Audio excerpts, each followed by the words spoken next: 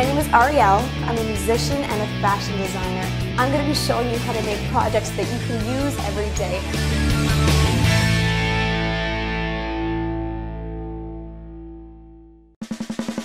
Whether you're throwing a party, getting ready for the holidays, or just want to add a special touch to a room, buntings are really fun. I'm going to be showing you 3 different ways to make these using recycled bandanas, fun fabric shapes, or even paper. The first one I'm going to make is two-sided fabric. You'll need a rotary cutter, fabric, an iron, a ruler, a sewing machine, thread, fusible bonding web, and extra wide double fold bias tape. First, I'll make some double-sided fabric. Just grab whatever you've got lying around, use up your scraps.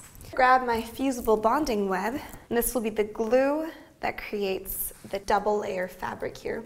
I'm going to fold this end over, but I could do a contrasting fabric as well.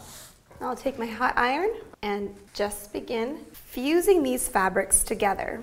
Now I'll remove my ironing pad and create strips of fabric. I'll use my rotary cutter for this, which makes really great clean lines. And there we go, nice clean cut. All right, now I'll cut the shapes out. I think I'll do triangles today because they're really fun and festive, but you could do any shape you want, like hearts could be really cute. If you don't have a rotary cutter and mat, you could also just mark this with a fabric pen and cut it out with your scissors. Now I've created these awesome two-sided triangles. You can make as many as you want to fit the length of bunting that you want. Now I'm going to attach these to the ribbon.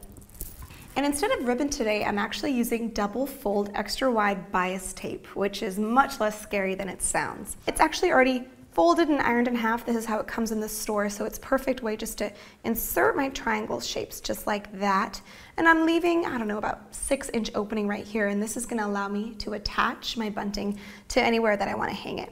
I'm going to make sure to backstitch as I go to keep everything in place.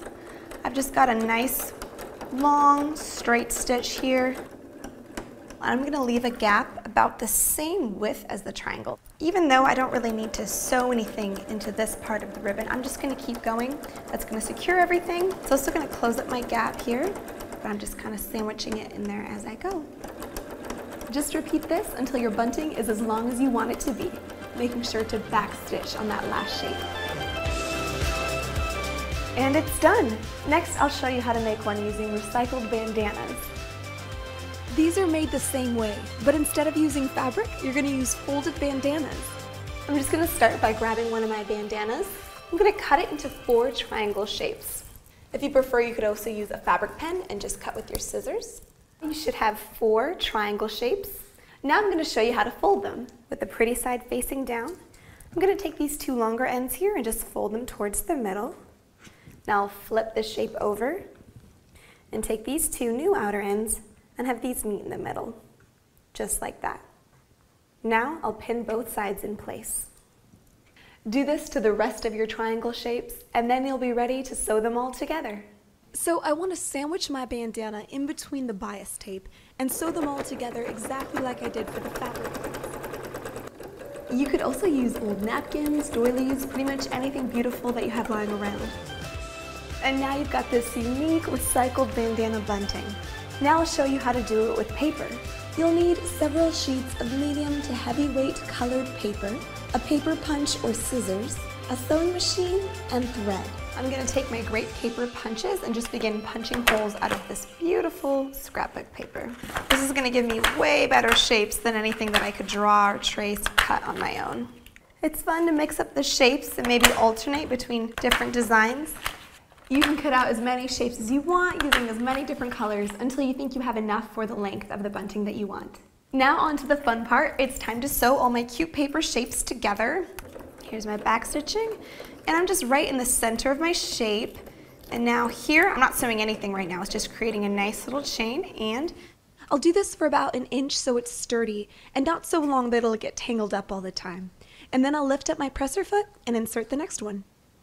And there we go. I'm using a straight stitch, nothing fancy. I don't have to forward stitch or back stitch in between these. When I get to the end and I think my bunting is long enough, I'll go ahead and back stitch so nothing unravels. And here it is. I love how this turned out. Aren't these amazing? I'm gonna go hang them up and see how they look. These buntings are such a fun project to make, especially with friends and family, so I hope you give them a try.